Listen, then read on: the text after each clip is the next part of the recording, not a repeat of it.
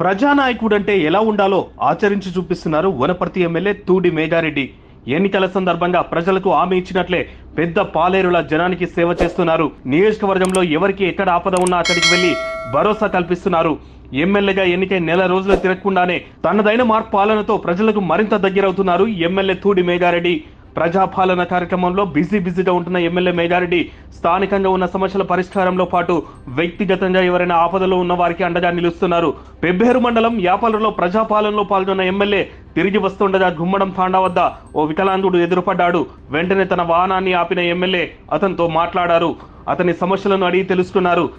ఇల్లు కోసం చాలా సార్లు తిరిగినా కనీసం వికలాంగుడన్న కనికరం లేకుండా మాజీ మంత్రి నిరంజన్ రెడ్డి తనను పట్టించుకోలేదని ఆవేదన వ్యక్తం చేశారు. సాయం కోసం వెళ్తే తన చేతులను తొక్కుంటూ వెళ్లాడని గోడు వెళ్లబోసుకున్నాడు. ఇక తన బతుకింతే అనుకుంటున్న సందర్భంలో ఎమ్మెల్యేని తన సమస్యలను తెలుసుకోవడం సంతోషంగా ఉందన్నాడు ఆ వికలాంగుడు.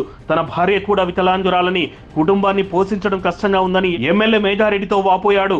వారి సమస్య విన్న ఎమ్మెల్యే మేఘారెడ్డి అతనికి ఇందిరమ్మ ఇల్లు మంజూరు చేయడంతో పాటు సొంత ఖర్చుతో ఇల్లు పూర్తి చేయిస్తానని మాటిచ్చాడు. అటు వనపర్తి వల్లభనాల్ శుక్రవారం రాత్రి షార్ట్ సర్క్యూట్ తో ఓ లేడీస్ కార్నర్ పూర్తిగా కాలిపోయింది.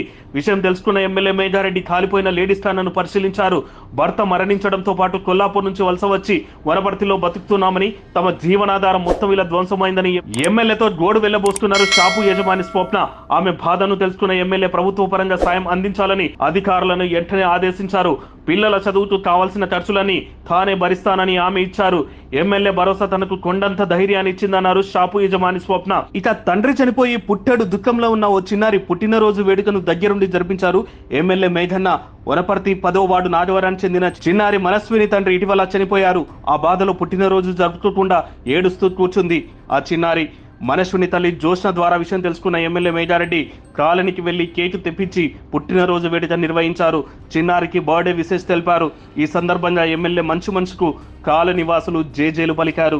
ఒకటా రెండా ఇలా ఎక్కడికి వెళ్లినా ప్రజల కోసం పరితపిస్తున్న ఎమ్మెల్యే మేఘారెడ్డిపై స్థానిక నేతలతో పాటు ప్రజలు ప్రశంసల వర్షం కురిపిస్తున్నారు.